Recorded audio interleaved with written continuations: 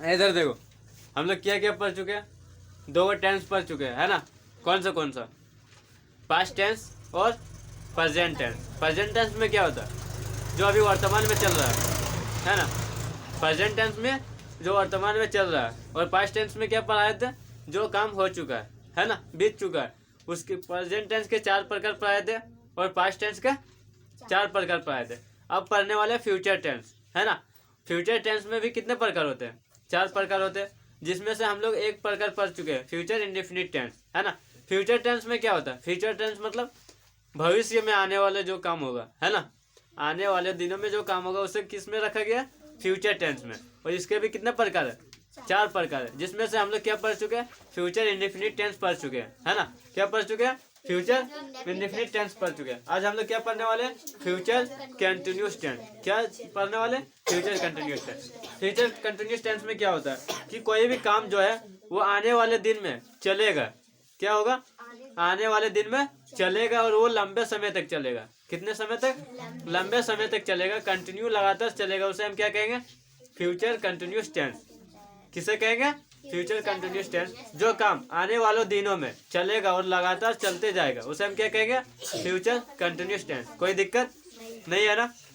देखो क्या बोल रहा है फ्यूचर कंटिन्यूस टेंस, कि क्रिया से यह बोध होता है कि भविष्य में कोई कार्य वह पर लंबे समय तक चलता रहेगा। क्या होगा, कि लंबे समय तक चलता रहेगा। जैसे कि मैं पढ़ता रहूंगा, हम लोग गाते रहेंगे, तुम सोते रहोगे, वे लोग काम करते रहेंगे। मतलब जो भी काम होगा वो लगातार चलते रहेगा, है ना।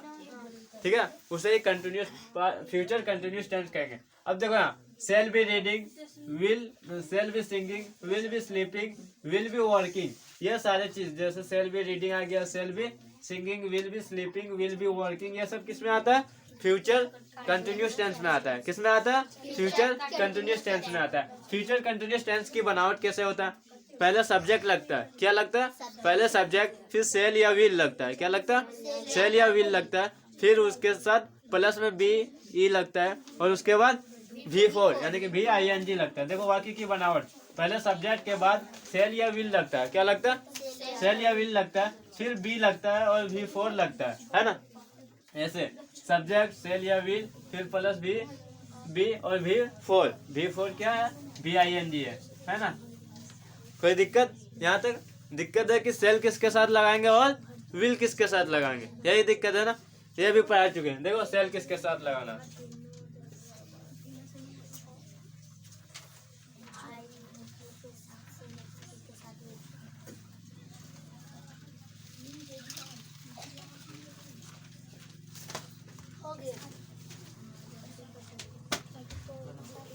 अभी बनाएंगे सर।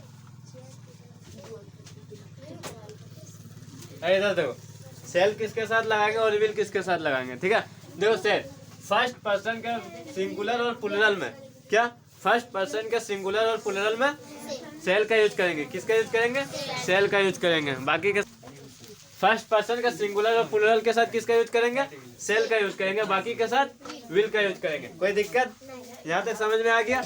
अब देखो इधर क्या बनाने बोल रहा है, बोला क्वेश्चन में दिए गए वर्ब को फ्यूचर कंटिन्यूस टेंस में बदले। किस में बदलना है, फ्यूचर कंटिन्यूस टेंस में बदलना है।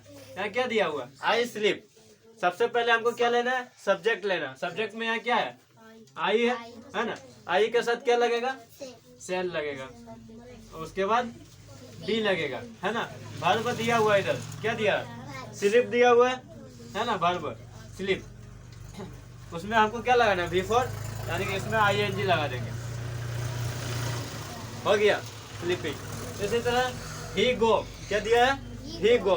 ही के साथ क्या लगेगा, विल लगेगा, विल के बाद बी, और गो का क्या हो जाएगा, गोइंग। कोई दिक्कत, यहाँ क्या, दे पले, दे, और दे के साथ क्या लगेगा, विल लगेगा, फिर बी, और प्ले का प्लेइंग।